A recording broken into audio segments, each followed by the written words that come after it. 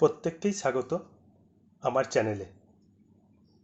আজকে আমরা রেশিও ও প্রপোর্শনের কিছু অঙ্ক, যেগুলি কম্পিটিটিভ এক্সামের জন্য খুবই প্রয়োজন, সেই অঙ্কগুলি ভালোভাবে দেখব। এগুলি শিখলে পরীক্ষায় দ্রুত তোমরা করে আসতে পারবে। তাহলে দেখা যাক আজকে আমরা কোন অঙ্কগুলি করব।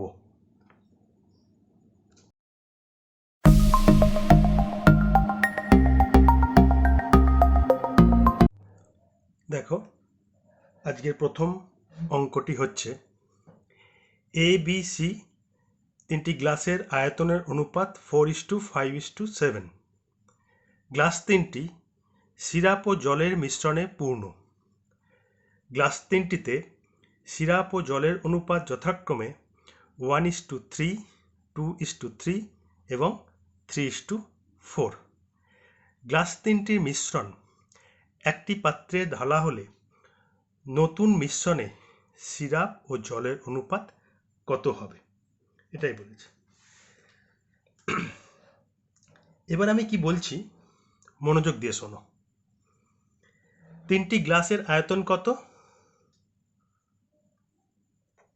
4:5:7। 4:5:7। আমি ধরে নিচ্ছি 4 লিটার, 5 লিটার, 7 লিটার। এটা জাস্ট বোঝানোর জন্য তোমাদেরকে। প্রথম গ্লাসে যে সিরাপ আর জলের অনুপাত সেটা কত? 1:3। দ্বিতীয় গ্লাসে 2:3 আর তৃতীয় গ্লাসে 3:4। এই তিনটি মিশ্রণ একটি পাত্রে ঢালা হলে নতুন মিশ্রণে সিরাপ আর জলের অনুপাত কত হবে সেটা আমাদেরকে বার করতে হবে। তাহলে ভালো করে দেখো, প্রথমে যে তিনটি গ্লাস ছিল তাদের আয়তনের অনুপাত ছিল 4, 5 and 7। ঠিক প্রথম গ্লাসের আয়তন কত? 4। ভালো করে যা বলছি সেটা শোনো। প্রথম গ্লাসের আয়তন হচ্ছে 4। প্রথম গ্লাসে যে সিরাপ আর জল আছে কত? 1:3। এদের অনুপাতের যোগফল হচ্ছে 4। অনুপাতের যোগফল 1 + 3 করলে 4। অনুপাতের যোগফল যা, আয়তন তাই। দ্বিতীয় গ্লাসের দেখো আয়তন কত? 5। দ্বিতীয় গ্লাসে সিরাপ আর জলের যে অনুপাত তার যোগফল কত? 2 + 3 = 5। তৃতীয় গ্লাসের আয়তন অনুপাত হচ্ছে 7। দেখো, তৃতীয় গ্লাসে সিরাপ আর জলের অনুপাতের যোগফল কত? 7। তাহলে এখানে কি দেখা গেল? আয়তনের অনুপাত প্রথম গ্লাসের যা, তার অনুপাতে সিরাপ আর জল যে অনুপাতে আছে তার যোগফল হচ্ছে তাই। এই কন্ডিশনে যদি তুমি অঙ্ক পাও আয়তনের সঙ্গে গ্লাসের অনুপাতের যোগফল সমান, এখানেও তাই এখানেও তাই, সেক্ষেত্রে একটি বড় পাত্রে ঢালা হলে সিরাপ আর জলের যে অনুপাত হবে সেটা হচ্ছে, এখানে যে রেশিওগুলো দেওয়া আছে সেগুলো প্রথমগুলো সব সিরাপ, সেক্ষেত্রে প্রথম তিনটে যোগ, তার মানে 1 + 2 + 3,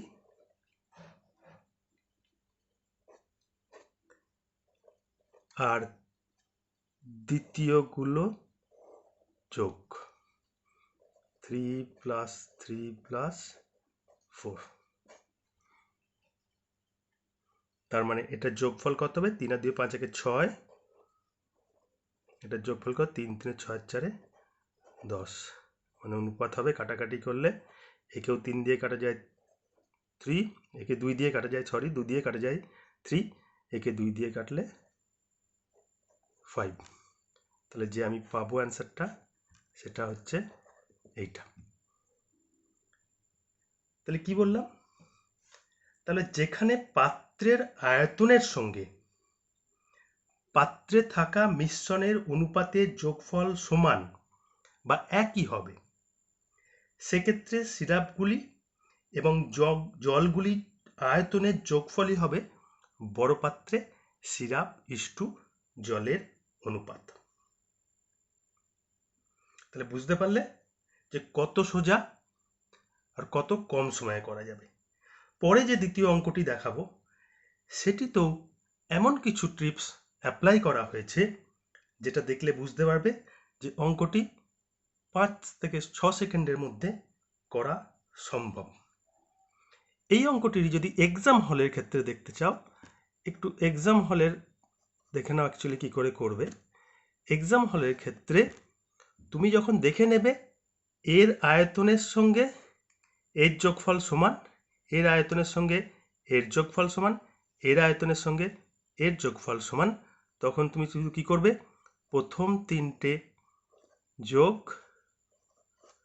আর দ্বিতীয় তিনটে যোগ, 3 + 3 + 4, এটাতেই তোমার অনুপাত বেরিয়ে যাবে। এটা করলে তুমি 6:10 বার করলে 3:5 বেরিয়ে যাবে। সেক্ষেত্রে 10 সেকেন্ডের মধ্যে করা সম্ভব। আজকের দ্বিতীয় অঙ্কটি, তিনটি সমান মাপের পাত্রে সিরাপ ও জলের অনুপাত যথাক্রমে 3:1, 7:9 ও 5:3। এই তিনটি মিশ্রণ নতুন পাত্রে ঢালা হলে তাতে সিরাপ ও জলের অনুপাত কি হবে? এখানে কি বলা আছে, তিনটি সমান মাপের পাত্রে, তিনটি সমান মাপের পাত্রে বলা আছে। দেখো আমি একটু আগে ফিগার দিয়ে একটু রিপ্রেজেন্ট করে দিই। ধরো তিনটে পাত্র,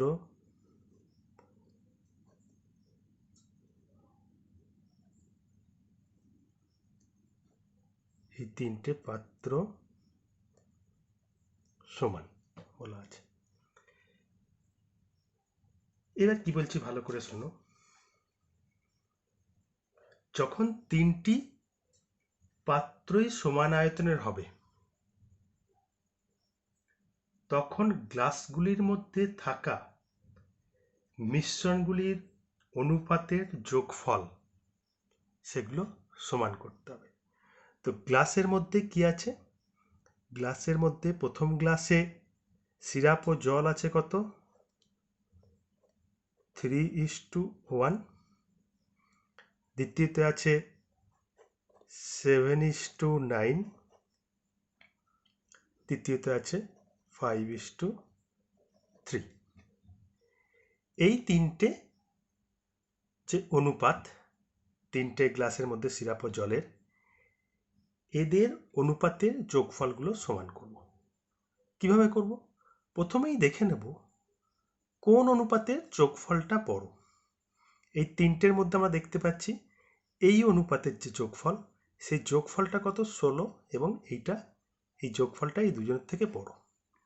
তাহলে এর যে অনুপাতের যোগফল 16, এদেরকেও 16তে নিয়ে যাবো। এর অনুপাতের যোগফল কত, 7 + 9 16, তাহলে এদেরকেও নিয়ে যাব। একেও যদি 16তে নিয়ে যেতে হয়, এদের অনুপাতের যোগফল কত, 4, তাহলে 4কে 4 দিয়ে গুণ করলে 16 হয়। তাহলে 3কে 4 দিয়ে গুণ করলে কত হবে, 12, আর ওকে 4 দিয়ে গুণ করলে 4। তাহলে এটা দেখো এই দুটো যোগ করলে 16 হলো। আর 7:9 যেমন আছে, তো যোগফল 16ই আছে, একে কিছু করব না। তৃতীয় যে গ্লাসে আছে সেখানে দেখো 5 আর 3 8, 8কে কত দিয়ে করলে 16 হয়, 8কে 2 দিয়ে গুণ করলে। তাহলে 5কে 2 দিয়ে গুণ করে 10 করব, আর 3কে 2 দিয়ে গুণ করে 6 করব। তাহলে দেখো সবগুলো অনুপাতের যোগফলই কিন্তু কি হলো, সমান হলো। 12 আর 4 16, 7 আর 9 16, 10 আর 6 16, তিনগুলো অনুপাতের যোগফলগুলোই সমান হলো। কখন করব? যখন তিনটে গ্লাসের আয়তন সমান, অনুপাতের যোগফলগুলো তখন সমান করব।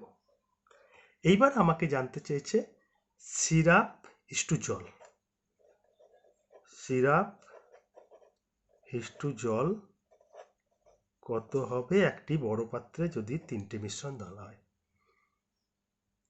এক্ষেত্রেও তাই করব আগের মতো, প্রথম 3টে যোগ মানে 12 + 7 + 10, এটা যাবে সিরাপে, ইস্টু দ্বিতীয় 3টে যোগ কে আছে 4 + 9 + 6 করলে কত হবে 12 আর 7 19 আর 10 29, ইস্টু এখানে কত হবে 4 আর 9 13 6 19। এটাই হচ্ছে অনুপাত, একটি বড় পাত্রে ঢালা হলে কত 29:19।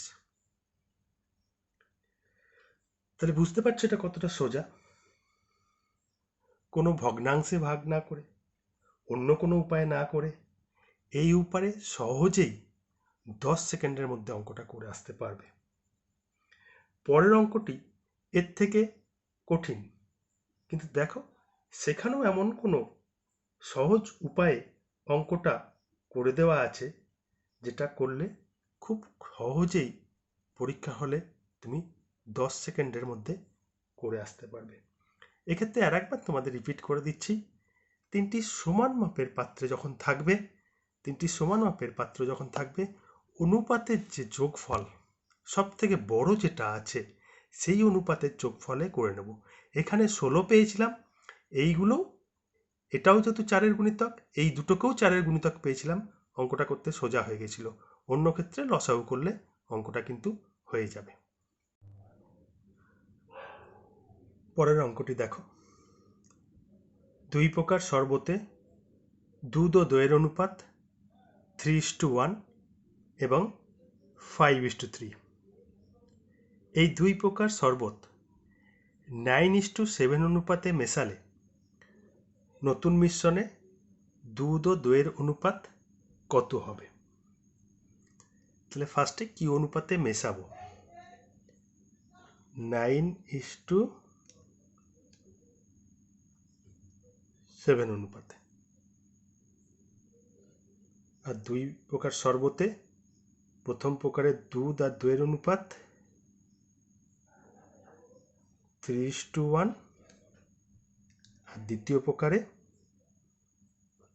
5:3। দেখো আগের যে দুটি অঙ্ক করালাম সেই দুটির থেকে এটা আলাদা। আয়তনের সঙ্গে অনুপাতের যোগফল সমান নয়, এখানেও নয়, আবার আয়তন দুটোই সমান নয়। দ্বিতীয় অঙ্কে ছিল যে সমান সমান গ্লাস, এটাও নয়। এক্ষেত্রেও আয়তন আলাদা হলেও অনুপাতের যে যোগফল আগের অঙ্কে যেমন করলাম এখানেও সমান করব। এখানেও যেটা বড় অনুপাত 5:3, এটা বড় অনুপাত, এর যোগফল কত 8, একেও সেই 8-এর যোগফলে নিয়ে যাব। এটার যোগফল এখন কত আছে 4, একে 8-এ নিয়ে যেতে গেলে 2 দিয়ে গুণ করতে হবে। তাহলে এক্ষেত্রে 2 দিয়ে গুণ করলে কত হবে? আমি 2 দিয়ে গুণ করে এখানে লিখছি, এটা 6, এটা 2, আর এটা তো 8ই আছে। তাহলে এখানেও কি করলাম, এখানেও অনুপাত যখন সমান নয়, আয়তনের অনুপাত যখন সমান নয়, তখন কি করলাম, তখনও কিন্তু প্রত্যেকটা পাত্রে যে শরবত ছিল তাদের যে অনুপাতের যোগফল ছিল সেটাকে সমান করে দিলাম। এখানে দেখো সমান করে দিলাম, আমার এইটা আর কোনো দরকার নেই। এইবার দেখো আমাকে বার করতে হবে দুটো যখন একটি পাত্রে ঢালবো 2 প্রকার শরবত, তখন মিশ্রণ কি হবে? দুধ আর দইয়ের, দুধ ইস্টু দইয়ের অনুপাত কি হবে, এটা আমাকে বার করতে হবে। এক্ষেত্রে দেখো প্রথমগুলো হচ্ছে দুধ, প্রথম প্রকার শরবতের আয়তন কত 9, তাহলে দুধ এটা কত আছে 6×9 = 54। দ্বিতীয় পাত্রে এটা দুধ কত আছে 5×7 = 35।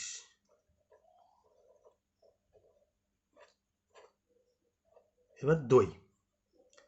দই প্রথমে এখানে কত আছে? 2। 9 দুগুণে কত? 18। আর এখানে কত আছে? 3। আয়তন কত? 7। 3 7 21। যোগ করলে কি পাবো? এটা পাবো 54 80 89।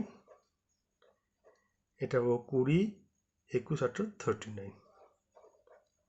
এটাই একটি পাত্রে ঢালা হলে দুধ আর দইয়ের অনুপাত। আরেকবার ভালো করে বলছি, কি শোনো, যেখানে আয়তনের যে দুটো অনুপাত দেওয়া আছে তার সঙ্গে যদি প্রত্যেকটা পাত্রে যেটা আছে সেটা নাও মেলে, সেক্ষেত্রেও এই দুটিকে যোগফলে 1 করব। যেমন এখানে করেছি কত? এটা 8 ছিল, একে 8 করেছি। এটা 5 আর 3 8 ছিল, এটা 6 to 8 করে দিয়েছি এখান থেকে। এইবার কি করেছি, এর দুধ কত? 6 9 54। এর দুধ কত? 5 7 35। যোগ করেছি, যেহেতু একটা পাত্রে ঢালা হবে যোগ করে দিয়েছি এখানে। আর দই কত? প্রথম এর দই হচ্ছে 9 দুগুণে 18। আর দ্বিতীয় দই কত? 3 7 21। যোগ করে দিয়েছি একটা পাত্রে ঢালা হলে। তারপরে যেটা বেরোবে সেটাই হচ্ছে অ্যান্সার। এক্সাম হলের ক্ষেত্রে কোশ্চেন থেকেই করতে পারবে। কোশ্চেনে যখন দেখবে আয়তনগুলোর অনুপাত সমান নয়, সেক্ষেত্রে কি করবে? এক্সাম হলের ক্ষেত্রে আয়তনের অনুপাত সমান না দেখলে তুমি ফার্স্টে এই দুটোকে সমান করে নেবে।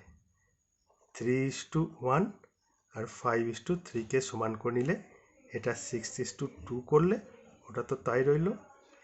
একে 9 দিয়ে গুণ করলে 6 9 54, আর একে 7 দিয়ে গুণ করলে 5 7 35। এটা হবে। আর একে 9 দিয়ে গুণ করলে 18, আর একে 7 দিয়ে গুণ করলে 21।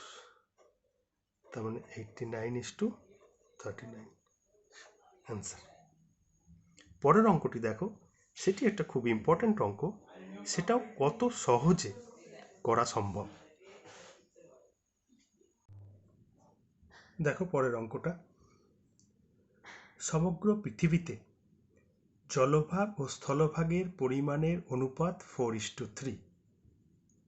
উত্তর গোলার্ধে ওই অনুপাত 6:5 হলে দক্ষিণ গোলার্ধে জলভাগ ও স্থলভাগের পরিমাণের অনুপাত কত হবে? কি বলা আছে? সমগ্র পৃথিবীতে জলভাগ আর স্থলভাগের পরিমাণের অনুপাত 4:3। উত্তর গোলার্ধে সেটা 6:5। তাহলে দক্ষিণ গোলার্ধে কি হবে?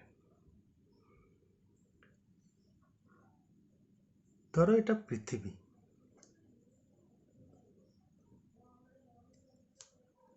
সেটা দুভাগে ভাগ আছে, একটা উত্তর গোলার্ধ, একটা দক্ষিণ গোলার্ধ।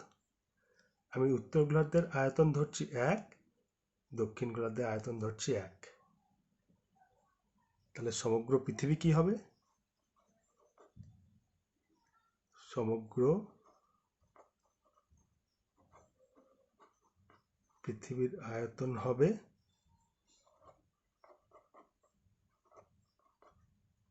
1 + 1 = 2। দু আয়তন, তার মধ্যে উত্তর গোলার্ধ 1 আর দক্ষিণ গোলার্ধ 1।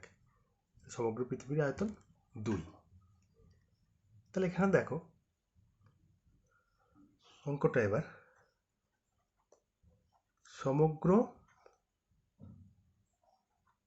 পৃথিবী ইস্টু উত্তর গোলার্ধ, এটা কত বার করলাম? 2। এটা কত? 1। যেখানে করে দিয়েছি উত্তর গোলার্ধ 1 ধরেছি, দক্ষিণ গোলার্ধ 1 ধরেছি, সমগ্র পৃথিবী তাহলে কত হয়েছে? 2 আয়তন। সমগ্র পৃথিবী 2 আয়তন, উত্তর গোলার্ধ 1 আয়তন। এবার দেখো সমগ্র পৃথিবীতে জলভাগ স্থলভাগ কত বলা আছে? 4:3। সেটা উত্তর গোলার্ধে বলা আছে 6:5। এটা বলে দেওয়া আছে। এখানেও দেখো যে আয়তনের সঙ্গে অনুপাতের যোগফল একই হচ্ছে না, এখানেও তাই। আয়তন এক, অনুপাতের যোগফল কিন্তু একই হচ্ছে না। এক্ষেত্রে আগের অঙ্কে যেমন করলাম, এই দুটোকে একই করব। কিন্তু এখানে দেখো, এই দুটোর যোগফল 7, এই দুটোর যোগফল 11। 7ও মৌলিক সংখ্যা, 11ও আবার মৌলিক সংখ্যা। তাহলে সেক্ষেত্রে কি করব, এদের যোগফল যারা 7 সেটাকে দিয়ে এই দুটোকে গুণ করব, এদের যে যোগফল 6 আর 5 11 সেটাকে দিয়ে এই দুটোকে গুণ করব। তাহলে এক্ষেত্রে কি হবে, ধরো আমি এটা বার করছি, 6 আর 5-এর 11 দিয়ে যোগ করলে এটা কত হবে, সরি যোগ নয়, গুণ করলে 4 11 44 আর 3 11 33। 4কে আর 3কে কত দিয়ে গুণ করলাম, এদের যোগফল দিয়ে গুণ করলাম। এদিকে কি করব, এদের যে যোগফল 4 আর 3 7 সেটা দিয়ে করব। 6 7 কত 42 আর 5 7 35। এবার ভালো করে শোনো, এই দুটো যোগফল, এটা 7 আর এটা 11, দুটোই মৌলিক সংখ্যা হওয়ার জন্য এদের লসাগু 77 হচ্ছে। তার মানে আমি দুটোকেই 77-এ তুলে নিয়ে যাব। তাহলে এটা যেহেতু 7, 11 দিয়ে গুণ করলে 77 উঠবে, আর এটা যেহেতু 11, 7 দিয়ে গুণ করলে 77 হয়ে যাবে। দেখো 44 আর এখানে 33 যোগফল 77, আর এখানে 42 আর 35 যোগফল 77। তাহলে দুটো সমান পেয়ে গেলাম, আমার এর কোনো আগের অঙ্কের মতো প্রয়োজন নেই। এবার বোঝো, সমগ্র পৃথিবী কত আয়তন, 2 আয়তন। 2 আয়তন, জলভাগ আছে এখানে কত 44 করে, তাহলে 44 আর 2, 44 ইন্টু 2, এই 88 হচ্ছে জলভাগ সমগ্র পৃথিবীতে। আর উত্তর গোলার্ধ 1 আয়তন, সেখানে 42, তাহলে 42 ইন্টু 1 সমান কত, 42 ইন্টু 1 সমান 42। আমি শুধু আগে জলভাগটা বলছি, চলো। সমগ্র পৃথিবীর জলভাগটা এখান থেকে যেটা বেরিয়ে এলো সেটা কত 44। সমগ্র পৃথিবীর আয়তন আমি কত ধরে বসে আছি 2, তাহলে সমগ্র পৃথিবীতে 44 ইন্টু 2, আগের অঙ্কের মতো কত 88 আয়তন জল। সেখানে উত্তর গোলার্ধের আয়তন 1, সেখানে কত 42, তাহলে 42 ইন্টু 1 সমান 42।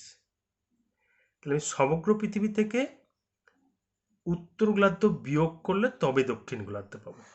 তাহলে দক্ষিণ গোলার্ধ এখানে বিয়োগ করলে দক্ষিণ গোলার্ধ কত হবে, এটা 6, এটা 4, এটা দক্ষিণ গোলার্ধের জলভাগ।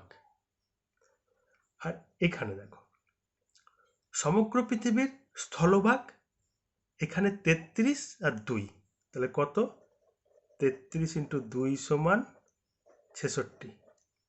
শুধু উত্তর গোলার্ধে কত 35 ইন্টু 1 সমান 35।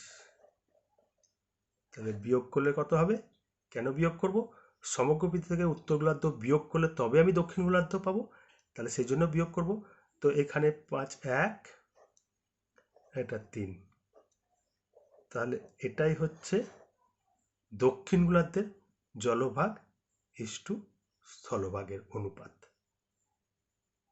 আরেকবার শোনো, যেহেতু এখানে পৃথিবীটাকে আমরা ধরে নিয়েছি উত্তর গোলার্ধ 1 আর দক্ষিণ গোলার্ধ 1, তাহলে সমগ্র পৃথিবীর আয়তন কত 2।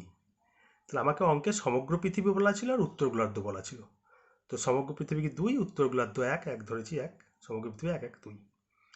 এক্ষেত্রে যেহেতু এদের সঙ্গে এই যোগফল সমান নয়, তাহলে আগের অঙ্কের মতো কি এখানেও সমান করলো। সমান করতে গিয়ে দেখলাম এটার যোগফল 7, এটার যোগফল 11, দুটোই মৌলিক সংখ্যা। সেক্ষেত্রে এদের যে এলসিএম 7 11 77, দুজনকে সেখানেই নিয়ে যাব। তার মানে কি, এদেরকে গুণ করব এর যোগফল দিয়ে, এর যোগফল 11, তাহলে 4কে 11 দিয়ে 44, 3কে 11 দিয়ে 33, আর এদেরকে গুণ করব এদের যে যোগফল 7 দিয়ে, 6 7 42, 5 7 35। ওপরটার কোনো দরকার নেই, এইখান থেকে করব। সমগ্র পৃথিবীর 2 আয়তন, তাহলে এটা যেহেতু জল, জল হচ্ছে 44 ইন্টু 2 সমান কত 88, এটা সমগ্র পৃথিবীতে। উত্তর গোলার্ধের আয়তন 1, জল কত 42, তাহলে 42 ইন্টু 1 সমান 42। তাহলে সমগ্র পৃথিবী থেকে উত্তর গোলার্ধ বাদ দিলে আমি দক্ষিণ গোলার্ধ পাবো। হলো ওটা 46। ঠিক সেইভাবেই সমগ্র পৃথিবীতে 33 × 2 হচ্ছে 66 হচ্ছে স্থলভাগ, উত্তর গোলার্ধে 35 × 1 সেটা হচ্ছে স্থলভাগ। তাহলে সমগ্র পৃথিবীকে আমি উত্তর গোলার্ধ বিয়োগ করলে কত পাবো? 31। এটা হচ্ছে দক্ষিণ গোলার্ধের স্থলভাগ। তাহলে জলভাগ ইন্টু স্থলভাগ কত? 46:31। ক্লিয়ার? এক্সাম হলে করতে গেলে অঙ্কটা তোমার যদি প্র্যাকটিস করা থাকে, এই টাইপের অঙ্ক যদি পড়ে, সেক্ষেত্রে প্র্যাকটিস করা থাকলে তুমি খুব সহজেই এই দুটো অনুপাতকে 4:3 আর 6:5 একে তুমি যখন 44 কেন ওর গুণফল দিয়ে করবে, ওর যোগফল দিয়ে করবে সরি, আর একে গুণ করবে এর যোগফল দিয়ে, 6×7=42 আর 35। এবার যেহেতু সমগ্র পৃথিবী তুমি 2 ধরবে, তাহলে এটা 88 আসবে। 88 থেকে 42 বিয়োগ করবে, আর এটা 66 আসবে। 66 থেকে 35 বিয়োগ করবে, 42 করলে এটা 46 পাবে, 66 করলে এটা 31 পাবে। এটা দক্ষিণ গোলার্ধের জলভাগ আর স্থলভাগের অনুপাত। এতটাই সোজা। দেখো পরের অঙ্কটা। একটি পরিবারে চাল ও গমের খরচের অনুপাত 7:3। বর্তমানে চালের দাম 2:3 অনুপাতে এবং গমের দাম 4:5 অনুপাতে বৃদ্ধি পায়। বর্তমানে ওই পরিবারে চাল ও গমের খরচের অনুপাত কত হবে? এটাই বলেছে। তোমরা প্রথমে ভিডিওটা পজ করে দিয়ে একবার নিজেরা চেষ্টা করে দেখো, তারপর সমাধানটা দেখবে, তাহলেই বুঝতে পারবে যে কতটা কার্যকরী ও সময় বাঁচাতে পারবে যেভাবে দেখিয়ে দেওয়া আছে অঙ্কটা। তো দেখো এখানে কি বলেছে, চাল ও গমের খরচের অনুপাত কত? 7:3। কত বলেছে? 7:3। আমি ধরে নিচ্ছি 7 কেজি চালের খরচ আর 3 কেজি গমের খরচ। এবার কি বলেছে, চালের দাম 2:3 অনুপাতে বেড়েছে। মানে আগে 2 টাকা থাকলে এখন 3 টাকা হয়েছে।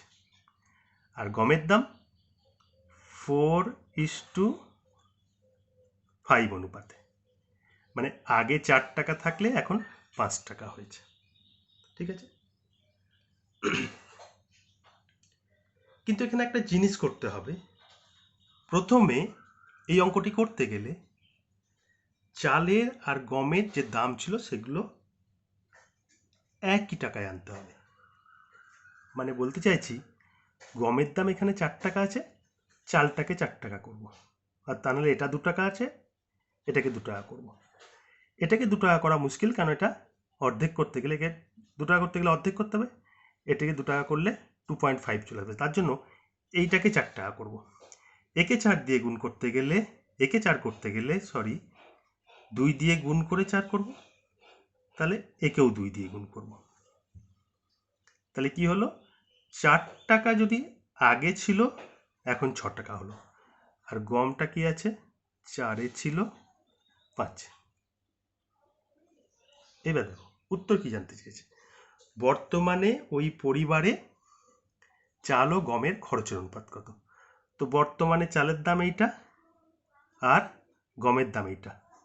তাহলে চাল যদি 6 টাকা করে দাম হয়, আর আমি যদি 7 কেজি চাল, তাহলে কত হবে? 42। আর গমের এখন দাম কত? 5 টাকা। কত? 3 কেজি, এই 3 কেজি, তাহলে কত হলো? 15 টাকা। তাহলে দাম বাড়ার পর চালের জন্য 42 আর গমের জন্য 15 টাকা, এটাই অনুপাত। তাহলে অনুপাতকে রিডিউস করলে কত হবে? একেও 3 দিয়ে কাটা যায়, একেও 3 দিয়ে কাটা যায়, 3 দিয়ে কাটলে 14, আর একে 3 দিয়ে কাটলে 5। তাহলে দাম বাড়ার পর এটাই হচ্ছে নতুন অনুপাত, চাল ও গমের খরচের। দেখতে পাচ্ছ কত সোজা। ঠিক মতো যদি বুঝে অ্যাপ্লাই করো খুব সহজেই চলে আসবে। এক্সাম হলের ক্ষেত্রে এটা বারে বারে দেখিয়ে দিচ্ছি, তার কারণে এক্সাম হলে অ্যাকচুয়ালি কী করে করবে সেটা একটু দেখে রাখা দরকার। কোশ্চেনের মধ্যে থেকেই এই অনুপাতটাকে আর এই অনুপাতটাকে সমান করে নেবে। এটা 4 আছে মানে এটাকে 4 করে নেবে। তাহলে কোশ্চেনেই যদি তুমি 4 করে নাও তাহলে এটা 4 আর এটা 6 হয়ে গেল। তাহলে তুমি নতুন দাম পেলে এটা 6, এটা 5। তাহলে 7-এর সঙ্গে 6, 6 7 42, আর 5-এর সঙ্গে 3, 3 5 15। তাহলে 14:5 যদি তুমি কমিয়ে দাও, এতটাই কম সমান। খুব বেশি হলে 10 সেকেন্ডের মধ্যেই কমপ্লিট করতে পারবে বলেই আমার ধারণা। ঠিক মতো যদি প্র্যাকটিস করো তাহলে সম্ভব। এর পরের অঙ্কটি আর একটি ভালো অঙ্ক, যেটা হামেশাই পরীক্ষার ক্ষেত্রে আসে, সেটা দেখো। পরের অঙ্কটি, একটি নির্দিষ্ট পরীক্ষায় যারা উত্তীর্ণ হয়েছিল তাদের সংখ্যা 4 গুণ ছিল, যারা ব্যর্থ হয়েছিল তাদের সংখ্যার চেয়ে। যদি সেখানে 35 জন প্রার্থী কম থাকতেন এবং আরও 9 জন ব্যর্থ হতেন, তাহলে উত্তীর্ণ এবং ব্যর্থ প্রার্থীদের অনুপাত 2:1 হতো। তবে মোট পরীক্ষার্থীর সংখ্যা কত ছিল এটা জানতে চাইছে। তাহলে যারা উত্তীর্ণ হয়েছিল তাদের সংখ্যা 4 গুণ ছিল ব্যর্থ যারা হয়েছিল তাদের থেকে। তাহলে যারা ব্যর্থ হয়েছিল তাদেরকে যদি আমি একজন ধরি, তাহলে যারা উত্তীর্ণ হয়েছিল সেরকম তাহলে কতজন হবে? 4 জন। ব্যর্থ হওয়াকে একজন ধরলে যারা উত্তীর্ণ হয়েছিল তারা নিশ্চয়ই 4 জন হবে, কেননা এরা যা হয়েছিল তার সংখ্যার চেয়ে 4 গুণ বেশি। তবে 4 জন আর 1, উত্তীর্ণ হওয়ারা 4 জন আর ব্যর্থ হওয়া 1 জন হলে টোটাল হয় কত? 5 জন। আমাকে মোট পরীক্ষার্থীর সংখ্যা জানতে চেয়েছে। তাহলে 5 জন যদি হয় তাহলে নিশ্চয়ই 5-এর গুণিতকে উত্তর থাকবে। তার কারণ হচ্ছে অর্ধেক পরীক্ষার্থী এরকম কোনো কিছু হবে না, কেন যেহেতু এখানে মানুষের ব্যাপার, অর্ধেক পরীক্ষার্থী বলে কিছু হবে না। তাহলে 5-এর গুণিতকে উত্তর থাকা উচিত। কিন্তু তুমি দেখো সব উত্তরই 5-এর গুণিতকে দেওয়া আছে। 135, 155, 145, 150 সবই 5-এর গুণিতকে। 5-এর গুণিতক মানে হয় শেষে 5 আর না হলে শেষে 0 থাকবে, সেটা থাকলেই সেগুলো 5-এর গুণিতক। তো এখানে সবগুলোই 5-এর গুণিতক। তাহলে 1 নম্বর শর্ত থেকে এই অঙ্কটি করা যাচ্ছে না। আমরা অঙ্কটা উত্তর থেকে করার চেষ্টা করব। অঙ্কটা ক্যালকুলেশন না করে উত্তর থেকে করলে অনেক কম সময় হবে। তার জন্য কি বলছি ভালো করে শোনো। প্রথম শর্তে 4 জন আর একে 5 জন হিসেবে আমরা ধরে নিলে দেখলাম 5-এর গুণিতক থাকা উচিত, কিন্তু সবই 5-এর গুণিতক, সেখান থেকে পেলাম না। পরে দেখো দ্বিতীয় শর্তে, যদি 35 জন প্রার্থী কম থাকতেন এবং আরও 9 জন ব্যর্থ হতেন, এটাকে এখন কিছু হিসেব করার দরকার নেই। যদি এখানে 35 জন কম প্রার্থী থাকতেন, এটা দেখো, তাহলে উত্তীর্ণ এবং ব্যর্থ প্রার্থীদের অনুপাত 2:1 হতো। যদি 35 জন কম থাকতো, উত্তীর্ণ আর ব্যর্থর অনুপাত 2:1 হতো। উত্তীর্ণের অনুপাত 2, ব্যর্থর 1, তাহলে 2 1 কত? 3 অনুপাত। এই দুটো অনুপাত হলে কত হবে? 2 + 1 = 3 অনুপাত। তাহলে এই যে 3, 35 জন বাদ দিলে 3-এর গুণিতকে থাকা উচিত। তো আমি ফট করে দেখে নেব, 35 বিয়োগ করলে 3-এর গুণিতক কি হয়? 135 থেকে 35 বিয়োগ করলে 100, 100 3-এর গুণিতক নয়। 145 থেকে 35 বিয়োগ করলে 110, 110ও 3-এর গুণিতক নয়। 150 থেকে 35 বিয়োগ করলে 115, 115ও কিন্তু কি 3-এর গুণিতক নয়। পড়ে রইল 155। তুমি 155 থেকে 35 বিয়োগ করলে কত পড়ে থাকে? 120। এই একমাত্র এটাই হচ্ছে 3-এর গুণিতক। তুমি উত্তর এখানে মেরে দিয়ে চলে যেতে পারো। তুমি যদি ঠিকমতো প্র্যাকটিস করে রাখো, আগে থেকে অঙ্কটা প্র্যাকটিস থাকে, তাহলে তুমি কিন্তু এখানে উত্তর মেরে দিতে পারো, যেহেতু অন্য কোনোটাই 35 জন বিয়োগ করার পর, এখান থেকে 35 জন বিয়োগ করার পর 100, এখান থেকে 35 বিয়োগ করার পর 110, এখান থেকে 35 বিয়োগ করার পর 115, এই তিনটে যে সংখ্যা বললাম কেউই তিনের গুণিতক নয়। যেহেতু পরীক্ষার্থী বলা আছে, অর্ধেক পরীক্ষার্থীর ব্যাপার নেই, গোটা হতে হবে, সেক্ষেত্রে পরবর্তী ক্ষেত্রে 35 জন কমে গেলে যে রেশিও, সেই রেশিওর যে যোগফল 3, তিনের গুণিতকে থাকতে হবে, একটা সংখ্যায় আছে। ঠিক আছে, এটা তুমি উত্তর মেরে দিয়ে চলে যেতে পারো, কোনো অসুবিধা নেই, কেন অন্য কোনো ক্ষেত্রে নেই বলে। কিন্তু এবার একটু চেক করে আমরা দেখে নেব, হ্যাঁ হচ্ছে কি হচ্ছে না, দেখে নাও। প্রথম ক্ষেত্রে যদি 120 এখানে যদি হিসেব হয়, 2:3 অনুপাত, 2:1 অনুপাতে আছে, এইখানে দেখায়। পরবর্তী দ্বিতীয় 2:1 অনুপাতে আছে। 120 জন হলে এখানে 80 জন, এখানে 40 জন, 35 জন কম প্রার্থী হওয়ার ক্ষেত্রে বলছি। এরা 80, এরা 40। এবার প্রথম ক্ষেত্রটা মিলিয়ে নিই। সেখানে 4:1 অনুপাতে ছিল, এটা উত্তীর্ণ, এটা ব্যর্থ। 155 হলে যদি হয়, 155, 155কে 5 দিয়ে ভাগ করলে কত? এক এক পার্টে 31 জন করে, তাই তো? 155কে 5 দিয়ে ভাগ করে, 155কে 5 দিয়ে ভাগ করে দেখো কত হবে, 31। তাহলে একে 31কে 4 দিয়ে করলে এটা 124, আর এটা 31 জন। এটা প্রাথমিক কন্ডিশনে এটা ছিল। দ্বিতীয় কন্ডিশনে বলেছিল 35 জন যদি কমে যায়, আরও 9 জন ব্যর্থ হন, 31 জন ব্যর্থ আছেন, তার সঙ্গে আরও 9 জন ব্যর্থ, কতজন ব্যর্থ? 40। এই তো, তাহলে চেকিং তোমার কমপ্লিট। এটা তাহলে সঠিক, এই উত্তরটা তোমার সঠিক। তুমি যদি ঠিকমতো বুঝে করো, 10 থেকে 12 সেকেন্ডের মধ্যে অঙ্কটা কমপ্লিট। 4 গুণ আর 1 গুণ 5 গুণ, 5-এর গুণিতকে দেখবো, সব 5-এর গুণিতকে পেলাম না, 35 জন কমিয়ে 2:1, মানে 3 গুণে থাকতে হবে উত্তরটা। একটা সংখ্যা থেকেই, মাত্র এই সংখ্যাটা থেকেই 35, পরীক্ষার হলে যেভাবে করবে, এখান থেকে 35 বিয়োগ করলে 120, সব থেকে 35 করে বিয়োগ করতে শুরু করবে পরীক্ষার হলে, কোশ্চেনের মধ্যেই। এটা 100, এটা 35 বিয়োগ করলে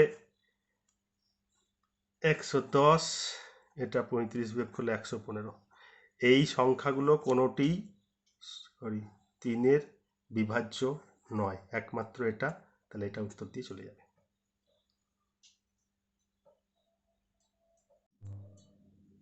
দেখো পরের রাউন্ডটা। এক্স এবং ওয়াই এর মাসিক আয়ের অনুপাত 4:3 এবং তাদের মাসিক ব্যয়ের অনুপাত 3:2। তারা প্রত্যেকে প্রতি মাসে 6,000 টাকা সাশ্রয় করে, তাহলে তাদের মোট মাসিক আয় কত? তাদের মাসিক আয় কত? মাসিক আয়ের অনুপাত হচ্ছে 4:3, 4:3। ঠিক আছে, তাহলে 4:3 এটা মাসিক আয়ের অনুপাত, আর মোট মাসিক আয় চেয়েছে। তাহলে এই দুটো অনুপাতের যোগফল কত? আগের অঙ্কের মতো ভেবে দেখো, এই দুটো অনুপাতের যোগফল 7, তাহলে 7-এর গুণিতকে উত্তর থাকা উচিত। এটাও 7-এর গুণিতক, এটাও 7-এর গুণিতক, এটাও 7-এর গুণিতক, এটা 7-এর গুণিতক। 4 7 28, 6 7 42, 7 8 56, আর কত? 74 84 হতে গেলে কত হয়? 7কে কত দিয়ে গুণ করলে? 12 দিয়ে গুণ করলে। ঠিক আছে, 7 12 84। তাহলে এখান থেকে প্রথম কন্ডিশন থেকে উত্তর পাচ্ছ না। পরেরটা শোনো, মাসিক ব্যয়ের অনুপাত কত? 3:2। মাসিক ব্যয়ের অনুপাত 3:2, তার অনুপাতের যোগফল এখানে কত? 5। তাহলে মাসিক যে ব্যয় ওদের দুজনের, সেটার অনুপাতের যোগফল 5, তাহলে 5-এর গুণিতকে থাকবে। প্রতি মাসে ওরা সাশ্রয় করে প্রত্যেকে 6,000, তাহলে 6 6 12,000। তাহলে আমি টোটাল মাসিক আয় থেকে 12,000 বিয়োগ করলে সেটা 5-এর গুণিতকে থাকবে। আমি ছোট্ট করে 12 গুণ করে দেখছি এখানে, 12 বিয়োগ করে দেখছি। এখান থেকে 12 বিয়োগ করলে কত হয়? 16। এটা 5-এর গুণিতক নয়। এখান থেকে 12 বিয়োগ করে দেখছি, 12 মানে 12,000 অরিজিনালি, অরিজিনালি 12,000, বিয়োগ করলে কত দেখছি 30,000, এটা 5-এর গুণিতক। এখানে 12 বিয়োগ করলে কত হবে 44, 5-এর গুণিতক নয়। এখানে 12, 72, এটাও 5-এর গুণিতক নয়, একটাই 5-এর গুণিতক। তাহলে উত্তর এটাই হওয়া উচিত। মিলিয়ে দেখে নেব। ক্লিয়ার? কি বললাম, মাসে যদি 6,000 টাকা করে সঞ্চয় করে এক একজন, তাহলে 12,000 টাকা। দুজনের টোটাল মাসিক আয় থেকে 12,000 টাকা বাদ দিলে যেটা থাকে সেটা ওদের দুজনের একসঙ্গে প্রতি মাসের ব্যয়। তো প্রতি মাসের ব্যয় বার করতে গিয়ে দেখলাম কি অনুপাত 5, তাহলে 5-এর গুণিতক থাকবে। তো একমাত্র এখানেই 5-এর গুণিতক আছে। এটাই তাহলে উত্তর। মিলিয়ে দেখে নাও। তাহলে 42,000 টাকা যদি হয় 4:7 অনুপাতে, 42 মানে 4 আর 3 7, মানে 6 করে 4 6 24,000, এটা 24,000 আর ওর 18,000। 6,000 টাকা করে যদি সঞ্চয় করে এখান থেকে, আয় থেকে যদি 6,000 সঞ্চয় করে, তাহলে এটা হয় 18,000 টাকা ওর খরচ। আর এখানেও যদি ও 6,000 টাকা সঞ্চয় করে, তাহলে ওর হয় 12,000 টাকা। তাহলে 3:2 ব্যয়ের অনুপাত। তাহলে এটা কারেক্ট। দেখো পরের অঙ্কটা। একটি হীরকের দাম তার ওজনের বর্গের হিসেবে পরিবর্তিত হয়। 1:2, 2:3, 3:4 ওজনের অনুপাতে একটি হীরাকে 4টি টুকরো করা হলে যদি ডায়মন্ডের মোট মূল্য লোকসান হয় 70,000 টাকা, তাহলে আসল হীরার দাম কি? ভালো করে পড়বে। হীরকের দাম ওজনের বর্গের হিসেবে পরিণত। ওজনের বর্গ। হীরাটাকে 4টে টুকরো করা হয়েছে। একটা টুকরো 1, একটা টুকরো 1, তারপর টুকরো 2, তারপর একটা 3, তারপর একটা 4। একটা হীরেকে এই ওজনের অনুপাতে 4 টুকরো করা হয়েছে। তাহলে মোট ওজনটা কত ছিল? 4 আর 3 7, 8 9 10, টোটাল 10 ছিল। আমি ধরলাম 10 গ্রাম। 10 গ্রাম ছিল। ভেঙে কত হলো? 1 গ্রামের, 2 গ্রামের একটা টুকরো, 3 গ্রামের একটা টুকরো, 4 গ্রামের একটা টুকরো। তাহলে সব 10 গ্রাম টোটাল হলো, 10 গ্রাম। তো বলেছে ওজনের বর্গ। ওজনের বর্গ তার মানে কত? 100। 10-এর বর্গ কত? 100। এর সঙ্গে পরিবর্তিত হবে।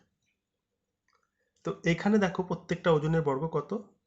যদি 1 গ্রাম একটা টুকরো হয়, তার স্কোয়ার করলে সেটা 1 হয়। 2 গ্রামেরটা তার স্কোয়ার করলে কত হয়? 4। 3 গ্রামেরটা তার বর্গ করলে কত হয়? 9। আর 4 গ্রামেরটা যদি তার বর্গ করো হয় 16। যে 4টে টুকরো হলো, তাদের যে ওজনের বর্গের হিসেবে দাম, সেটা এই জায়গায় হলো। তো এই 4টে মিলে আমরা কত পেলাম? 16 আর 9 25, আর 4 29, 1 30। 30 পেলাম। ছিল কত? 100। আমি এদেরকে 1 গ্রাম, 2 গ্রাম, 3 গ্রাম, 4 গ্রাম হিসেবে ধরেছি। তাহলে গোটাটা হিরেটা কত ছিল? এই 4টে যোগ করে পেয়েছি 10 গ্রাম। তার বর্গ হলে 100 ছিল। ভেঙে যাওয়ার পর 1-এর বর্গ 1, 2-এর 4, 3-এর বর্গ 9, 4-এর বর্গ 16 করে 30 পেলাম। তাহলে লস কত হলো?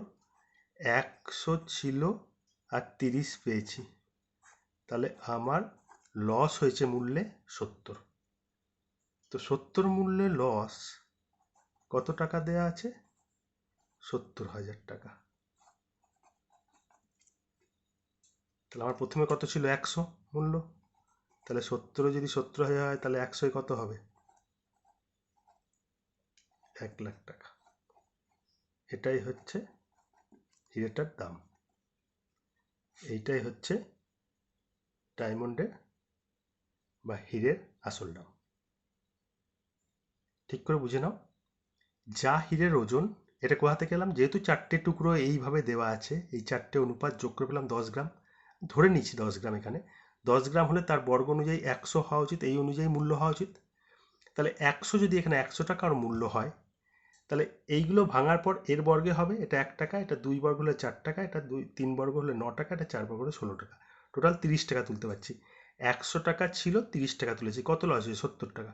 70 টাকার লসে আমার কত দেয়া আছে অঙ্ক অরিজিনালি? 70,000। ঠিক আছে, তার 1000 গুণ। তাহলে 100 অরিজিনালি ছিল 100 টাকা, তার 1000 গুণ কত হবে? 1 লাখ টাকা। এটাই উত্তর। এই অঙ্কটি দেখো, একটি নির্দিষ্ট সংখ্যাকে দুটি অংশে বিভক্ত করে প্রথম অংশের 5 গুণ এবং দ্বিতীয় অংশের 11 গুণ যোগ করলে যোগফল সম্পূর্ণ অংশের 7 গুণ হয়। প্রথম অংশ ও দ্বিতীয় অংশের অনুপাত কত? তো দেখো অঙ্কটা, প্রথম অংশের 5 গুণ, একটা সংখ্যাকে দুভাগে ভাগ করলাম, তার প্রথম অংশের 5 গুণ, আমি বেশি কিছু করছি না, 5 গুণ, আর দ্বিতীয় অংশের 11 গুণ। কোনো একটা সংখ্যা, প্রথম যে অংশটা সংখ্যাটা, সেই অংশটাকে মানে ভাগ করার পর সংখ্যাটাকে প্রথম অংশের 5 গুণ আর দ্বিতীয় অংশের 11 গুণ, সম্পূর্ণ যে সংখ্যাটা তার 7 গুণের সমান হয়েছে। ঠিক আছে, তো আমরা এখন ক্রস করে দেবো। এখান থেকে এটা বিয়োগ করব 4, আর এখান থেকে এটা বিয়োগ করব 2। তার মানে এই অনুপাত, মানে 2:1 অনুপাত। প্রথম অংশ দ্বিতীয় অংশের অনুপাত কত? 2:1। প্রথম অংশের 5 গুণ আর দ্বিতীয় অংশের 11 গুণ, সমগ্রের 7 গুণ। আমি ক্রস করে দিয়ে টেনে দিলাম। মানে অ্যাকচুয়ালি হচ্ছে কি, প্রথম অংশের সঙ্গে 7 থেকে প্রথম অংশ বিয়োগ করলে 2, আর 11 থেকে সমগ্র অংশ বিয়োগ করলে 4। এই যে অনুপাত, এটাই উল্টে যাবে। ঠিক আছে, একবার 7 থেকে 5 বিয়োগ এবং 11 থেকে 7 বিয়োগ করলে এটা হবে, সেটাই উল্টে যাবে। এটা আমি আরেকটু যদি ভালো করে বুঝতে চাই, আমি বুঝিয়ে দিচ্ছি পুরো জায়গাটা। ধরো সংখ্যাটাকে, যে সংখ্যাটা ছিল তাকে ভাগ করলাম এক্স আর ওয়াই। তাহলে এক্স প্রথম অংশ, তাহলে তার 5 গুণ, আর ওয়াই দ্বিতীয় অংশ, তার 11 গুণ যোগ হবে 11 গুণ। এক্সের 5 গুণ, ওয়াইয়ের 11 গুণ, এদের যোগফল সমগ্র অংশের 7 গুণ হবে। সমগ্র অংশ মানে এক্স প্লাস ওয়াই করলেই সমগ্র অংশ, ভাগ করেছি। ক্যালকুলেশন করে দেখো, এদিকে 5x রাখো, ওদিকে 7x, এদিকে বিয়োগ হয়ে এলো, ওদিকে 7y, এদিকে -11yটা গেল। তাহলে -2x = -4y, মাইনাস মাইনাস কেটে গেল। তাহলে x/y সমান 4/2, মানে 2/1 মানেই হচ্ছে 2:1। তাহলে 2:1 যে কোনো একটা সংখ্যা দিয়েও তুমি করে নিতে পারো। মানে যেহেতু যে কোনো সংখ্যা ক্যালকুলেশন করতে পারো, 2:1 মানে তুমি আবার ধরে করে নিতে পারো। ধরো সংখ্যা কোনো একটা 27, তাকে দুটো অংশে ভাগ, আমি তোমাকে দেখিয়েছি ভেঙেছি। তাহলে প্রথম 2:1 ভাঙলে একটা 18, একটা 9। তাহলে 18-র 5 গুণ, 5×18 কত? 90, আর এর 11 মানে 99। এই দুটো যোগ করলে কত হবে? 189। সমগ্র সংখ্যাটা কত? 27। তাহলে 27-এর 7 গুণ, সেটা করলে কত হয়? 189। তো কারেক্ট। কত তাহলে? 2:1। এই অঙ্কটা দেখো, নীল এবং হলুদ বর্ণের রঙিন ছবিতে নীল এবং হলুদ বর্ণ যথাক্রমে 4:3 এর অনুপাতে ব্যবহৃত হয়। যদি ওপরের অর্ধে নীল হলুদ হয় 2:3, তারপরে নিচের অর্ধে নীল ও হলুদ অনুপাত কত হবে? কি বলেছে? একটা সম্পূর্ণ রঙিন ছবি, ধরো এটা একটা সম্পূর্ণ রঙিন ছবি।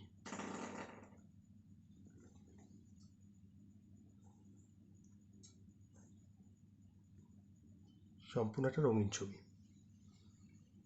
এর দুটো অর্ধ, একটা ওপরের অর্ধ, একটা নিচের অর্ধ। ঠিক আছে, ওপরের 1 ধরলাম, নিচের 1 ধরলাম। ভালো করে পৃথিবীর অঙ্কটা মনে করে দেখো, পেয়ে যাবে। ওপরের অর্ধের আয়তন 1 ধরলাম, নিচের অর্ধের আয়তন 1 ধরলাম। তাহলে সমগ্র ছবিটার আয়তন কত হবে? সমগ্র ছবিটার আয়তন হবে 1 + 1 = 2 আয়তন। তাই তো? তার মানে সমগ্র ছবি আর উপরের অর্ধ,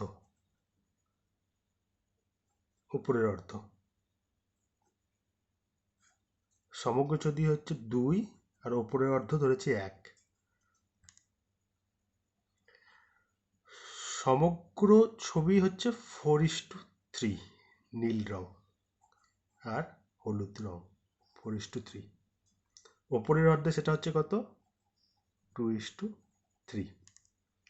আয়তনের সঙ্গে যোগফল নেই, সমান নেই। আয়তনের সঙ্গে যোগফল সমান নেই, তাহলে এদের দুজনকে সমান করব। শিখিয়ে এসছি প্রথম দিকের অঙ্কে।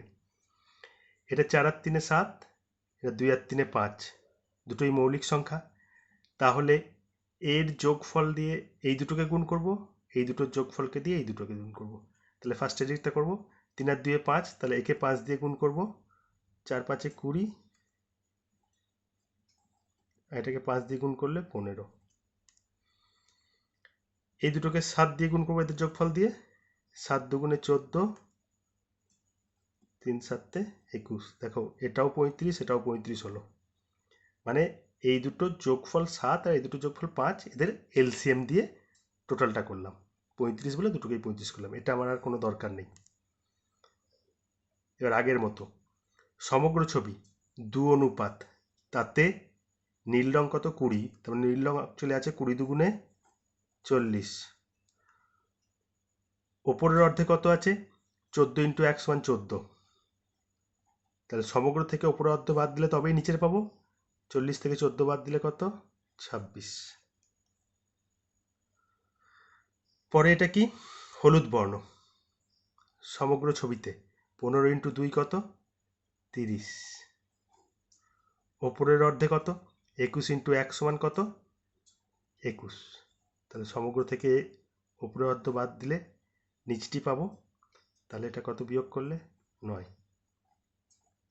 এটি অনুপাত নিচের অর্ধেকে নীল এবং হলুদ বর্ণের, নিচের অর্ধে,